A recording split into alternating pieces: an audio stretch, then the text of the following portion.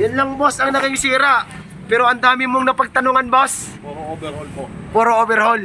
Ayan, yun lang ang naging problema ng kay sir.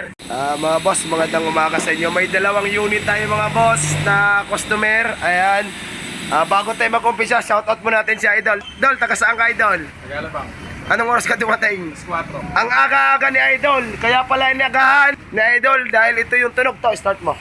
Taga-Alabang si boss. Ayan, dumayo sa atin. Ang takbo ay 41,000 lang, mahigit. Ito yung tunog nung kay sir. Hindi malakitik, ma-vibrate, makalampag mga boss. Ayan o.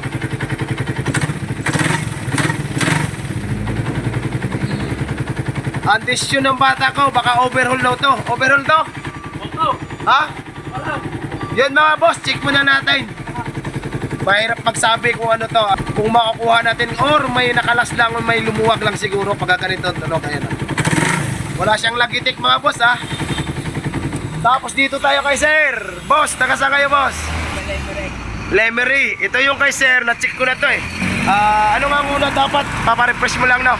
Pero pinauwi kita. Ayan, pinauwi ko si sir kasi ito ang problema no kay sir. Ayan, sige sir, start mo.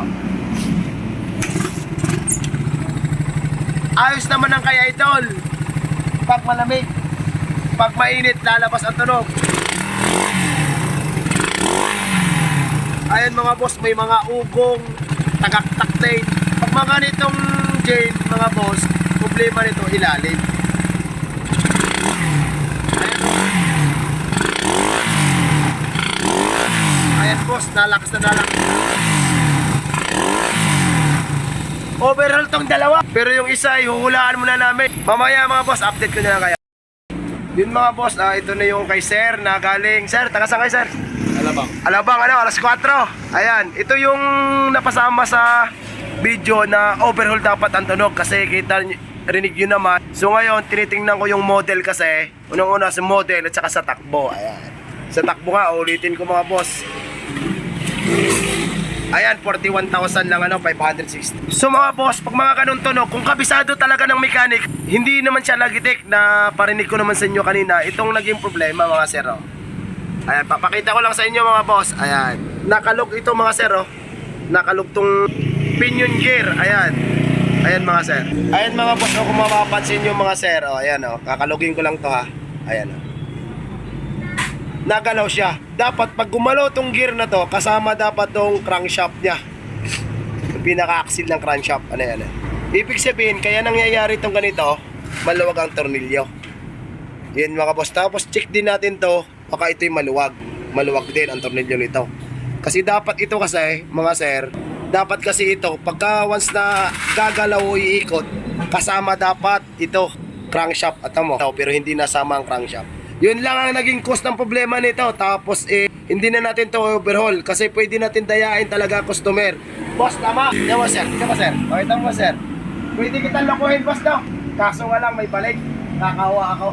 Ayan mga boss, hindi na natin i-overhaul kasi kung magkamali ako, ay di overhaul ko ulit. Ito lang ang aayusin ko mga boss. Tapos paanda rin natin ulit. Ang gusto pala ni sir, refresh na rin boss kasi nandito na rin naman. So, mababa lang naman ang refresh para isang gawa na kasi alas 4 ng madaling araw nandito na si sir para siya muna. Refresh lang natin tapos paanda rin ulit. Hindi ko i-overhaul. Ayun mga boss, ayan, hinapitan ko na. Ito yung kaninang nakalog pinion gear. Ayan mga boss, hindi talaga yan uuga. Pagka gumalaw yan, dapat kasama to. Ayan, kung napapansin nyo, may lustred ang kalahati niyan. Binawasan ko ng washer para kakapit uli. Madalit sabi, lumuwag ang nut. Ngayon mga boss, start natin kung tahimik na. Ayan. Ayun mga boss, kusdan kay sir. Yan lang boss ang naging sira. Pero ang dami mong napagtanungan boss. Puro overhaul po. Puro overhaul.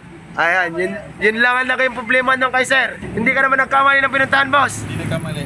Sayang po yan. Yun lang mga boss. Maraming salamat.